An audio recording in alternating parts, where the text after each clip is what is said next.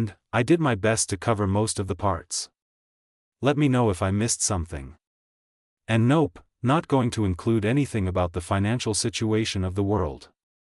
I am not good with that and numbers. 1 week later, the world had not yet recovered from what would forever be known as the Great Reveal. Cities were quieter than usual. Streets that once buzzed with activity now moved in slow, uncertain rhythms. Flags flew at half-mast in several countries. Screens that had previously displayed the chaos of the Skrull Purge now showcased memorials and debates. News anchors wore black attire, and the air felt heavy with an overwhelming weight. All in all, Earth won't be the same again. It wasn't just the revelation of Skrulls or the sight of Tony Stark erasing them from the planet with a command. It was what came after. The powers. The fire. The force fields. The light. The punches that cracked the sky and the battles that shifted the atmosphere. Humanity had just witnessed, for the first time in its history, real superhumans, and it watched it all live. Every screen on Earth had streamed the battle. From small towns in Siberia to megacities like Shanghai and New York, people saw it. They saw Johnny Storm burst into flame and fly like a living rocket. They saw Sue Storm generate walls of invisible force. They saw Ben Grimm transform into something beyond human, glowing purple with every punch that created massive craters. They saw Yelena, Natasha, and Melina in armor that moved faster than thought. And above all, they saw Tony Stark and Carol, burning gold, defying space itself. The reactions were mixed. In Times Square, people had gathered daily since the event. The giant screens replayed clips on a loop. Tony's resurrection. Carol's defeat. The satellite activation. And the final moment when the last of the Skrulls turned to ash. Street vendors now sell shirts with Stark's face. Muralists painted the skyline with silhouettes of the new heroes. New hashtags were trending. Hashtag Stark saved us. Hashtag superheroes rules. Hashtag Earth first. Hashtag never again. Some people rejoiced. For them, it was proof that humanity was no longer helpless.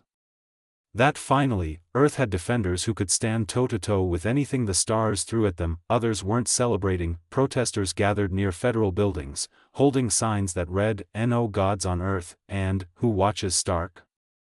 They didn't care that Tony had saved the planet. They feared what came next. One protester, a young woman in Chicago, said it clearly. What if the next threat isn't alien? What if it's them? In Berlin, banners hung from overpasses demanding regulation. We need accountability. The EU called an emergency session to discuss how to handle the rise of powered individuals. Several nations had already begun drafting proposals to register, monitor, or limit the influence of the heroes. A leaked internal memo from Brussels called Tony Stark a strategic threat to global order. In cities like Rio de Janeiro and Santo Domingo, churches were packed. Priests and preachers spoke of prophecy and judgment. Some called Tony a false messiah. Others said he was chosen. There was division in every sermon. One church leader declared, "If a man can return from death and burn the sky, then perhaps we have entered the final age." Tech companies were already moving. In Tokyo, R&D firms scrambled to dissect every frame of the battle. They studied Tony's movements, scanned satellite feeds for energy signatures, and tried to model his armor's behavior. Rumors spread that Japanese tech giants were attempting to replicate elements of his systems. Quietly, the race for power defense began. Back in Washington, the press waited. Reporters lined the room. Cameras flashed.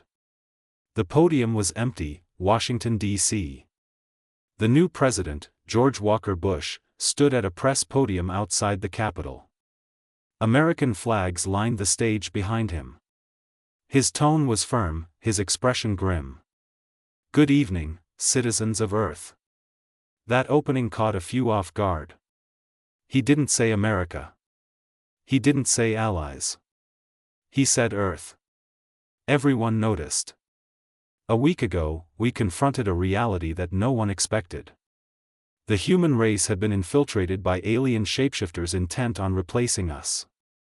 Quietly, efficiently, and permanently. He let those words sink in. We lost good people. Brave people. Families were torn apart. Lives were stolen. But thanks to the actions of a few, the invasion did not succeed. Today, I want to address not just the threat, but the ones who stood between us and extinction. He paused. Tony Stark. Ben Grimm. Sue Storm. Johnny Storm. Yelena Belova. Melina Vostokov. Natasha Romanoff. Howard Stark. He said each name with clarity. You didn't ask for this war, but you stood up and faced it. You fought when our systems failed. You fought when our satellites were blind. You fought when even our own defenses had been compromised. The silence in the room was now absolute. You are not just heroes. You are a new line of defense. A new kind of protector. And as President of the United States, I say this clearly, and without hesitation. He leaned slightly forward. The world needs you. The camera zoomed closer. I am formally requesting that Tony Stark establish a global defense initiative. A coalition not bound by borders, but united by purpose. A team dedicated to the protection of Earth from threats beyond our understanding. There were no gasps, but the weight of his words pulled the room tighter. I will give you the full support of this administration. Resources. Access. International authority, wherever possible. We will work through the UN, through NATO, through whoever wants peace and survival, and if they won't come to the table, then we will build one ourselves. He looked into the lens now, speaking to Tony directly. Mr. Stark. You have done more in the last 10 days than most governments have in 10 years. But we cannot allow this to happen again. No more sabotage. No more alien armies rising while the rest of us sleep. He held the podium with both hands. You have my trust. And you have my country's trust. Build this team. Prepare this world. The next threat may not give us a second chance. He glanced briefly at his notes, then looked back up. To every citizen watching this, know this. We are not alone in the universe. But now, we are no longer unarmed. The press room exploded into questions. Flashes erupted. Hands shot into the air. Dozens of reporters tried to shout at once, but the president took a step back. He said nothing more, he simply turned and walked away. The world had just entered a new era, and Tony Stark had been given the keys. SHIELD headquarters, undisclosed location. Howard Stark sat at a massive circular table inside the new SHIELD command center. He had personally overseen the purge of corrupted personnel. Hundreds of agents had been exposed. Some were killed in the purge wave. Others, too deep in cover, had vanished. Howard spoke directly to the screen in front of him. We rebuild. Smarter this time. No more hiding truths behind protocol. No more black ops that betray their own mission. SHIELD exists to defend Earth. Nothing more. Nothing less. All across the globe, empty seats in governments, research councils, and intelligence agencies were being filled again. The vetting process was rigorous. Public. Transparent. Trust had to be earned again. Global recovery. Tony's orbital new space defense network was now known worldwide. The satellites were locked in passive scan mode, no longer emitting purge frequencies. The skies were watched. Humanity was alert. 70% of those replaced by Skrulls had been found alive. Locked in containment pods, often drugged or in suspended animation.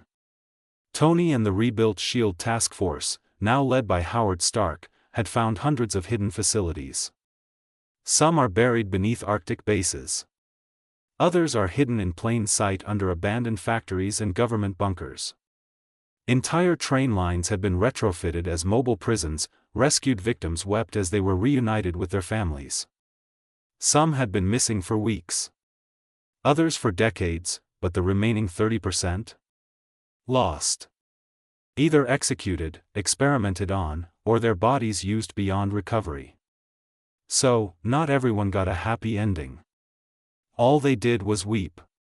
At least now, they know the truth. Across the earth, people lit candles outside the buildings where loved ones had vanished. Black armbands were worn in mourning. In places like London, New York, New Delhi, and Seoul, mass vigils were held for the lost, but not everyone mourned the same way. Some saw Tony Stark as a savior. The man who uncovered a global threat and acted when no one else would. Then, as usual, there were some who called it a massacre. Protests flared in Europe and South America. Headlines accused Tony of mass genocide. No trial. No justice. Just death, read one bold red headline in the Daily Voice. Some scientists, activists, and human and animal rights advocates accused Tony of acting unilaterally. Unchecked. Like a god. Their words echoed on late-night shows and roundtables. Not every Skrull was guilty, one human rights lawyer said on a news segment. And now we'll never know who could have lived peacefully. Well, their cries didn't last long when faced with raw facts and when the families of the victims decided to raise their voices. Carol Danvers, location unknown. Carol hadn't been seen publicly since the battle. She had locked herself in a secure off-world containment dome, orbiting a quiet moon on the edge of Saturn. No communication or movement. The guilt of what happened weighed heavily. She had defended a dream. Believed in coexistence. But in the end, she had enabled a crisis. She had watched as innocence turned to ash. Not by her hand, maybe, but by her failure to stop it.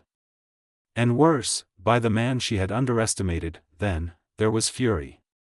He stopped Carol from finding the Skrulls a new home, and instead tried to use them as his army in the name of global defense and peace. She should have known better, but she was so busy out there in space fighting her own battles that she had very little time to come back and take care of things. She knew she shouldn't have listened to Fury, but, well, it is what it is. Horizon Island, 11:34 a.m., Reinforced Combat Room B. The air inside the training room shimmered faintly with residual energy. The walls, reinforced with layered adamantium and layered kinetic absorption plates, bore scuff marks and burn patterns. Ben stood near the far corner, shoulders hunched slightly, arms flexed. He took a slow breath and rolled his neck. "All right, you two. Just don't go easy on me this time."